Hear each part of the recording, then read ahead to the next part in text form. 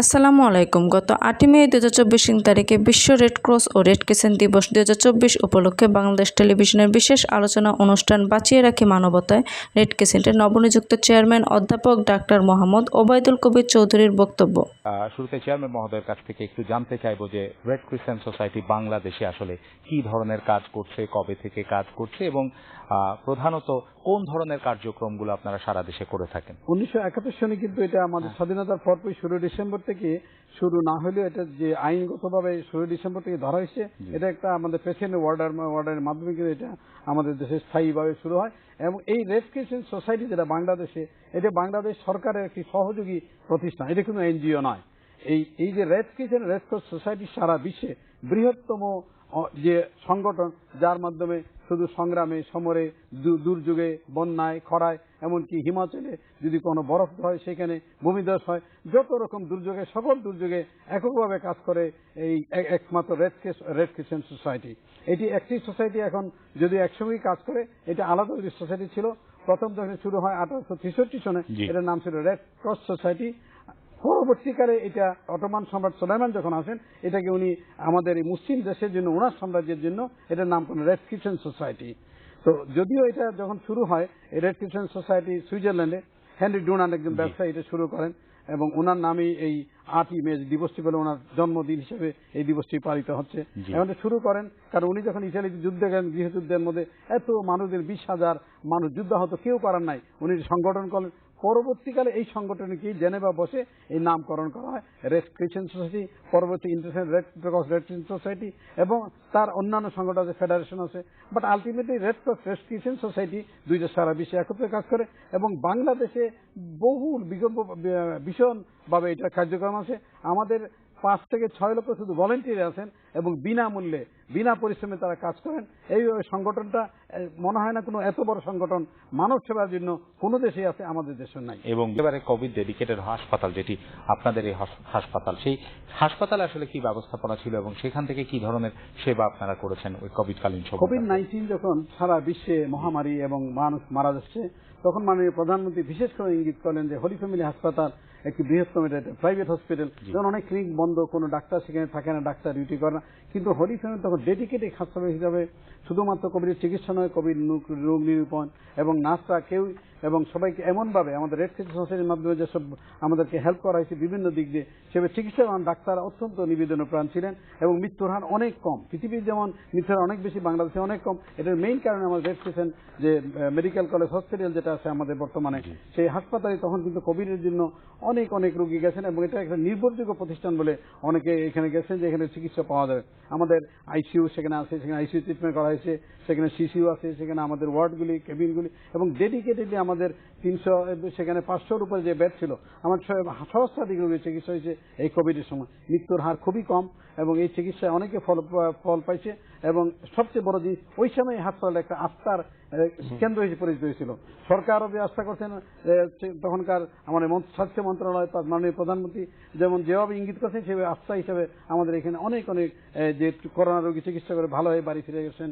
কেউ কেউ হয়তো অনেক অসুস্থ ছিলেন, চেস্টের প্রবলেম ছিল, এবং সবকিছু করে কিন্তু আমাদের এই হাসপাতালটা সবচেয়ে বেশি ভালো সেবা দিয়েছে। এবং বিশেষ করে আপনি বলছিলেন যে বেসরকারি হাসপাতালগুলো প্রথম দিকে এক ধরনের আসলে শঙ্কা ছিল, ভয় ছিল যে বন্ধ হয়ে যাচ্ছিল, এবং তখন আপনারা যখন শুরু করলেন সেটি অন্যদেরকে অনুপ্রাণিত করলো অন্যান্য হাসপাতালগুলি, সেটিও একটি বড় ভূমিকা। আমি বলছিলাম পরে দুই একটা হাসপাতাল যেমন সম্মিলিত এগিয়ে আসছিল, করে শুধু এই আমাদের যে রেড ক্রিসেন্ট হাসপাতালকে দেখে বা হলি ফ্যামিলি মেডিকেল কলেজ হাসপাতাল থেকে সবাই এগিয়ে আসছিল, কারণ এর এটা উদাহরণ ছিল যে কোভিড-19 এর যে সেবা আমরা দিয়েছি, এটা সারা দেশে এর উদাহরণ ছিল। এবং সেটি আজকের যে প্রতিপাদ্য, যে বাঁচিয়ে রাখা মানবতা, সেইখানে যে আপনাদের অঙ্গীকার, সেটি আসলে সেই সময়টাতে একেবারে দৃশ্যমান হয়েছিল।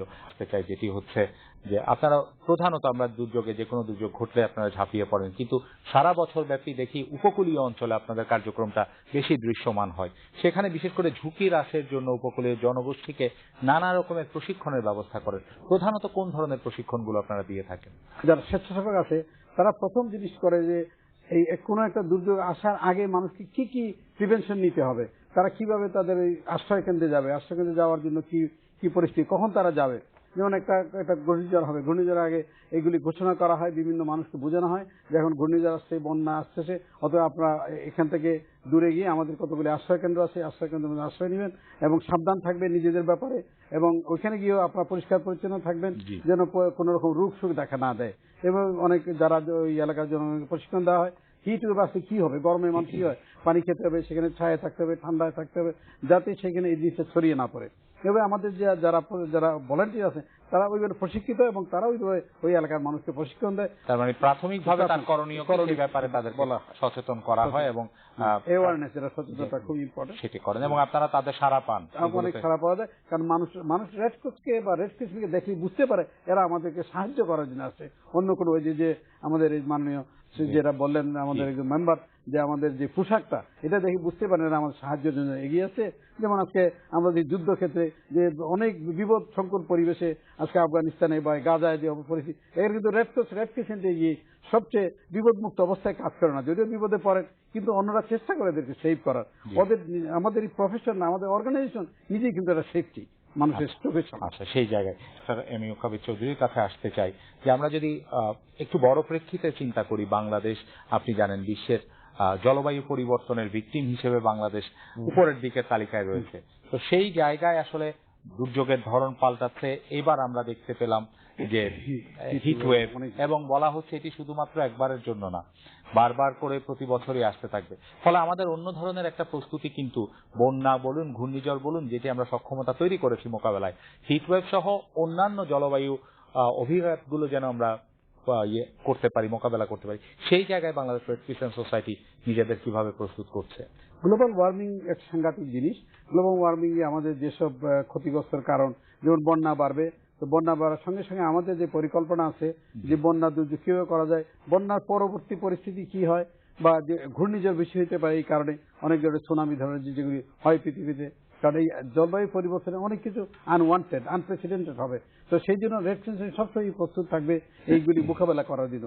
এখন বড় অ্যাওয়ারনেস, ওই এলাকায় ভলান্টিয়ার আছে, তারা বিভিন্ন আমাদের যে ভলান্টিয়ার আছে তারা গুগল থেকে অনেক কিছু নির্ণয় করে যে আগামী যে ঘূর্ণিঝড় আছে কোথায় আসছে, কিভাবে আসবে, বাংলাদেশ কিভাবে এফেক্ট হবে, উপকূল অঞ্চলে কি করা যায়, তারা সেইভাবে মানুষকে যে জিনিসটা বুঝাবে এবং আমরা ঘোষণা করব। আর প্রস্তুতি আমাদের থাকবে বন্যা পরবর্তী পর্যায়ে আমাদের স্যালাইন হইতে পারে, বিভিন্ন রোগ হইতে পারে, এবং এই প্রত্যেকটা জিনিসের জন্য রেস্কিউর সদা প্রস্তুত থাকে। এবং আমরা সবসময় আগে করেছি, আর এখন আনপ্রেসিডেন্টেড থাকে, যেহেতু আমরা আগে থেকে প্রস্তুত আছি। আমার মনে হয় আবহাওয়া পরিবর্তনে যে কোনো দুর্যোগের জন্য রেস্কিউ সবার আগেই এগিয়ে যাবে যে কোনো অঞ্চলে। নিশ্চয়ই আমরা সেটা প্রত্যাশা করি। এক লাইনের ছোট্ট প্রশ্ন, যে রেড ক্রিসেন্ট সোসাইটিকে নিয়ে আপনার স্বপ্ন কি? এই সংগঠন দেখে পৃথিবীর মানুষ বলবে যে এই সংগঠনটি এই দেশের জন্য কি করেছে। যেমন স্কুল পর্যায়ে আমরা ভলান্টিয়ার প্রশিক্ষণ দিব, শিক্ষার ব্যাপারে আমরা এগিয়ে যাব, এবং সেবার ব্যাপারে যে কোনো জায়গায় ইভেন প্রশিক্ষণ দিব। আমাদের মানবিকতা এবং মানবতার একটা উজ্জ্বল দৃষ্টান্ত হতে চান। স্থাপন করতে চাই।